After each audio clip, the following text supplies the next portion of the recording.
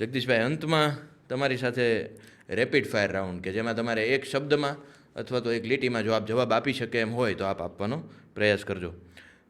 તમારે જો કોઈ તમારા માટે આદર્શ પત્રકારનું નામ લેવું હોય એક, તો આપ કોને માનો છો? હસમુખ ગાંધી.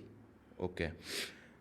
તમને એવું લાગતું હોય કે અત્યાર સુધી ગુજરાતને આવા કોઈ મુખ્યમંત્રી નથી મળ્યા?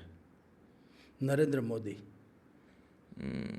રાજકોટ શહેરની એવી કોઈ વાત કે જે તમને બીજા કોઈ શહેરમાં જોવા નથી મળી? બિલકુલ. અહીંયા પૈસા વાપરવા માટે મહેનત કરવી પડે, કમાવા માટે નહીં. આવડત હોય તો. જગદીશ મહેતા પત્રકાર ન હોત તો શું હોત? આમ તો ખબર નહીં શું હોત. એ તો કારણ કે કલ્પના તો કોઈ જાતની હતી જ નહીં. ભણ્યા ન હોય એટલે ગળદિયા પાણી જેમ ક્યાંક હોત તમે આડાવડો કરત. એ હકીકત છે. ખબર જ નથી શું હોઈ શક્યા હોત ખરેખર. અને છેલ્લો પ્રશ્ન કે આ રાજકારણીઓ વિશે લખતા રાજકીય દાવપેજ જોતા જોતા ક્યારેય જગદીશ મહેતાને એવું થયું કે હું રાજકારણમાં આવી જાઉં, અથવા તો ઈચ્છા ખરી? ના, એવું જ નથી. ઈચ્છા તો નહીં. ઘણા લોકોએ મને વચ્ચે એવું ક્ષત્રિય આંદોલન વખતે બધા કહેતા હતા કે સાહેબ તમારે કંઈક કરવું જોઈએ. આજની તારીખે ઘણા બધા લોકો કહે છે, ઇવન તો ફાઇનાન્સરો બી તૈયાર છે પૈસા આપવા કે સાહેબ બોલો તમારે કેટલા પૈસા જોઈએ વગેરે. પણ સાહેબ એવું છે, તમારી ઉપર કોઈ બેનર જો સેવા ખરા અર્થમાં કરવી, આપણે તો પત્રકાર છીએ, આપણે કોઈ લાઈનનો પ્રશ્ન નથી, પણ સારું કરવા માટે રાજકારણમાં જવું જરૂરી નથી. સારું ગમે ત્યાં કરી શકાય એમ છે. કુરિયને સારું કરી ગયા છે, ભાઈ અબ્દુલ કલામે સારું કરી ગયા છે. સારું કરવું તો ગમે ત્યાં થઈ શકે એમ છે.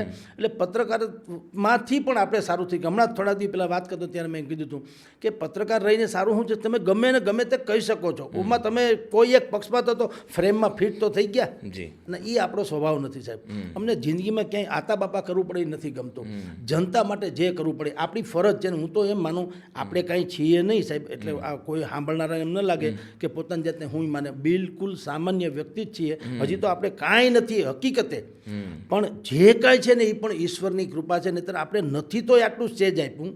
કદાચ ભણ્યા ગણ્યા હોત, જર્નાલિઝમમાં માસ્ટર ડિગ્રી પામ્યા હોત કે બીજા બધું કાંઈક હોત. અત્યારે બધા તમે જો દિગંત પત્રકારો કેટલા ખાનખાના છે. જય વસાવડાઓ છે, કૌશિક મહેતા છે, નામ છે, કેટલા પત્રકારો, સૌરભ શાહ છે, ગણાય નહીં એટલા. તો ભગવાને આપણને સાવ સામાન્ય સ્ટેજ આપ્યું તોય અત્યારે તમે જો આપણને 5 લોકો ઓળખે છે અથવા તો આપણી પાસે અપેક્ષા રાખીને બેઠા છે. હું તો ઈશ્વરને કહું છું બસ એટલું જ કમસે કમ કે અમને ક્યાંય ચલિત થવા દેતો નહીં આ લાલચ લોભમાં વગેરેમાં. આમને જળવાવી દે છે બહુ સારું. કારણ કે હું હંમેશા મારા માવતરને અમારી નજર સામે રાખું. એ લોકો કોણ છે ને કેવી સ્થિતિમાંથી આપણને લઈ આવ્યા છે. અને હાવ નિર્દોષ પ્રજા છે ને બાળક જેવી હોય, એની ઉપર સિતમ ગુજારે ને પાપ લાગે. જનતા જ્યાં સુધી આવી જનતા છે કે ભાઈ પત્રકારો હોય કે રાજકારણી હોય કે સારા હોય તો સારી વાત છે એમ. તો જગતમાં સારપ બહુ છે સાહેબ. એ સારપને ઉજાગર કરી દેવું ને તો આપોઆપ આ બધું ઢંકાઈ જાય. તમે પાણીમાં કચરો છે ને એ કચરો છે એ મારી શિકાયત છે ને. હું પહેલાં શરૂઆતમાં કીધું શિકાયતથી સમસ્યા હલ ન થાય. ફટકડી નાખી દો એટલે કચરો બેસી જાય.